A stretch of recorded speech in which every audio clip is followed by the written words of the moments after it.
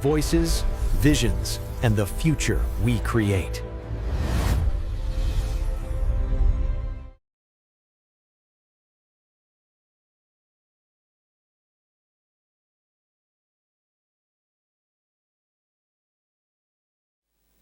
Do we see anything? It was supposed to be a better visualization of future. What we see is just one little tiny speck suspended in a sunbeam. Look at it again. That's here, that's home, that's us. This picture was taken in 1990 by Voyager 1 spacecraft while it was exiting our own solar system. A tiny speck that we call home, that's planet Earth, suspended in a sunbeam. That's us, that's it. Everyone we have known, everyone we have loved, every king, every peasant, every corrupt politician, every saint lived on this tiny speck. And the quote that has been given by this man, Carl Sagan, who advocated for taking that photograph. This photograph made us realize how small we are in the entire scheme of things of the whole cosmos. I'm going to be standing on the edge of this circle because of my obvious struggles with technology, because we are standing on the edge of tomorrow. Not like the Tom Cruise movie. So the three problems that we are going to face, one is good old climate change. We'll talk about it. Another is geopolitical conflict. We are seeing it unfold in the last 4 or 5 years all across the globe. And third is technological disruption. So while I'm sitting amongst technological experts, technology is going to disrupt our lives in a very, very, very big manner. It's a clear and present danger for us if we do not regulate it. So I'm not for regulation, mind you, but we have to form certain laws and we'll get there. Look at this picture. This picture was taken in 1980, the first one, to your left. To your right is taken in 2012. In 1979, the year I was born, sir, they started mapping and they started measuring the ice caps. The Greenland ice caps, the Antarctic landlocked ice caps, and the Arctic ice cap. We all can see that is less than half now. 8 billion square kilometers to 3.8 billion square kilometers. Look at the volume. It used to be 8 meters thick, at least. Now it is at places 2 meters thick, and at certain places only 1.5 meters thick. So this is what we are dealing with. AI. We don't know what AI is going to bring tomorrow because we did not know it 5 years ago. We did not know it a decade back. That what artificial intelligence is going to do to our job industry, to our education industry, to healthcare. That's why I'm a dinosaur. So I'll talk like a dinosaur. I have a body to support the dinosaur, So that's okay. That's human evolution as we are seeing here. And the last part is bowing down before the AI, our own creation. It's not scaremongering, it's just food for thought. All that artificial intelligence platform needs to do is to develop an EQ, emotional quotient.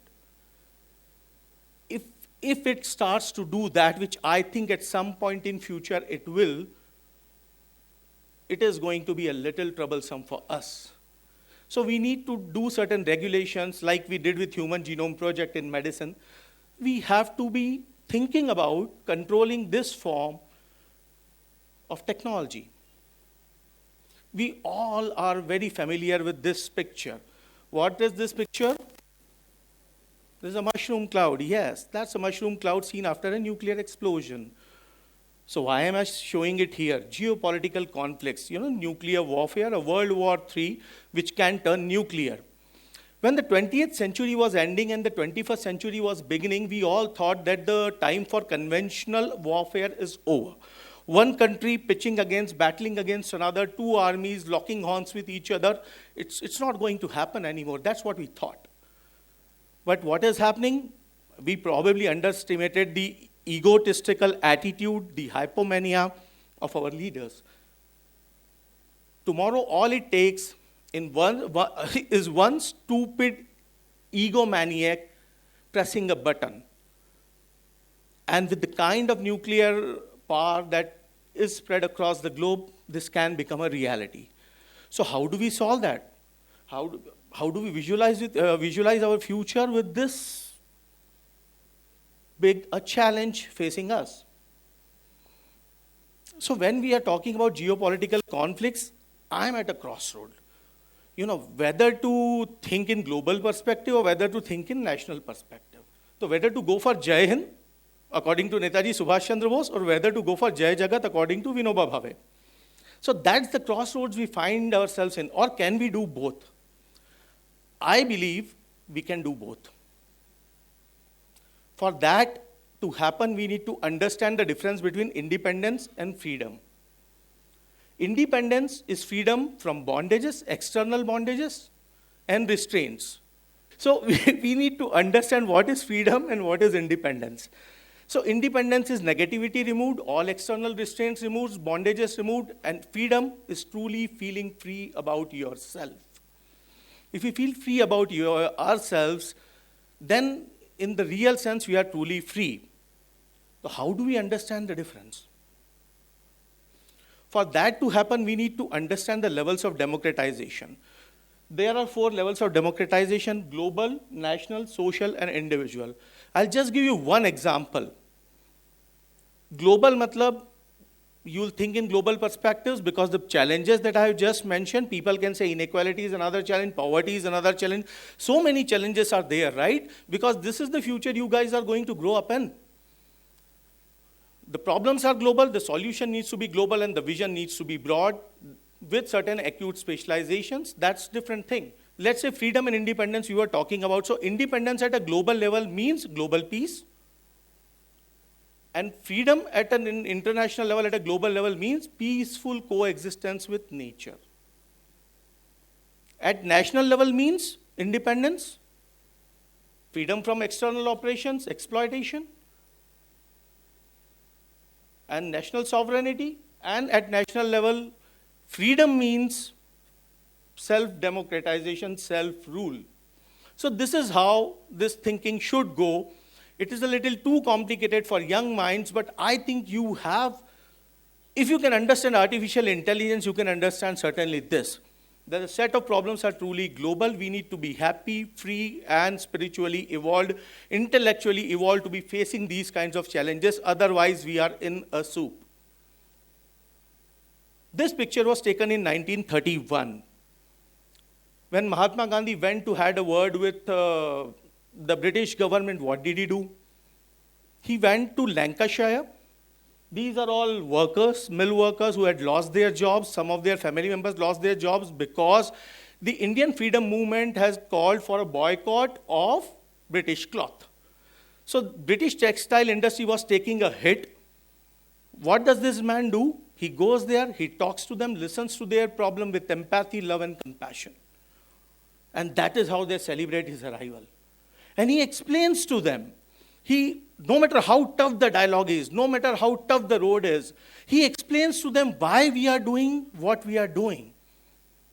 If we do that, bachalo, if we do that, if we have the courage to do that, if we have the patience to do that, if we have the sympathy and empathy to do that, we will reach there. That's the road ahead.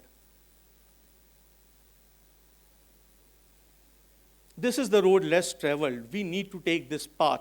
The journey of 1,000 miles begins with one step only.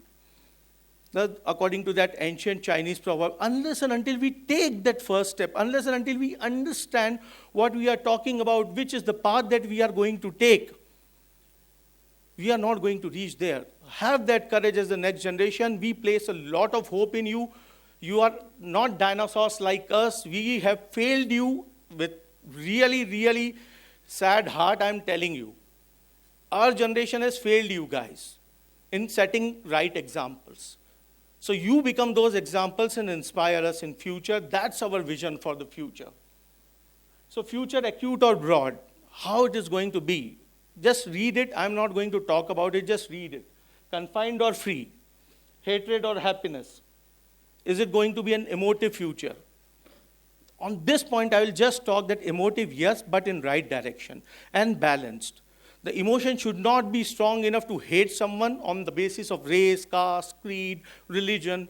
or any other point of origin, we have to understand that this is just one single planet that we inhabit. We cannot risk the survival of this planet for the sake of one species, and that's us. The earth belongs to each and every species out of those billions that are placed on this planet by God Almighty. We need to understand this and we need to move on. War or peace, it's a no-brainer. This is a painting titled The Garden of Earthly Delights by Hieronymus Bosch. First is the Garden of Eden on your left.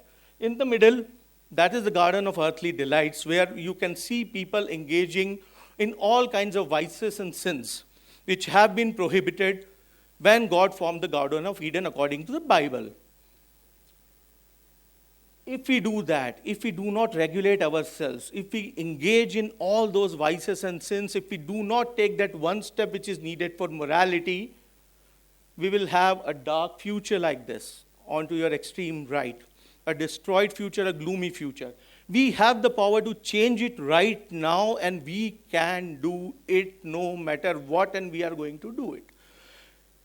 Failing, it's perfectly all right. Either you will pass or you'll learn. So it's okay to learn. I was listening to one stand-up comic artist by the name of Trevor Noah. Most of you would have heard about him. He used to host the Daily Show. So I was just feeling a little low watching some difficult documentary. So I thought, let's put on Trevor Noah.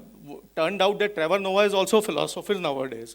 So he asked a very, very pertinent question during his stand-up comic act. That question I'm repeating in front of all of you. This vision that we need to develop has to have those global problems in mind, and we have to put that everything that we are learning in context. That question that Trevor Noah posed, I'm going to pose before you. Who will you be when history calls? We are being part of history. We are seeing the dynamism, the fast pace at which things are moving. Who will you be when history calls? Who will you be when history calls? Let that sink in. Thank you very much.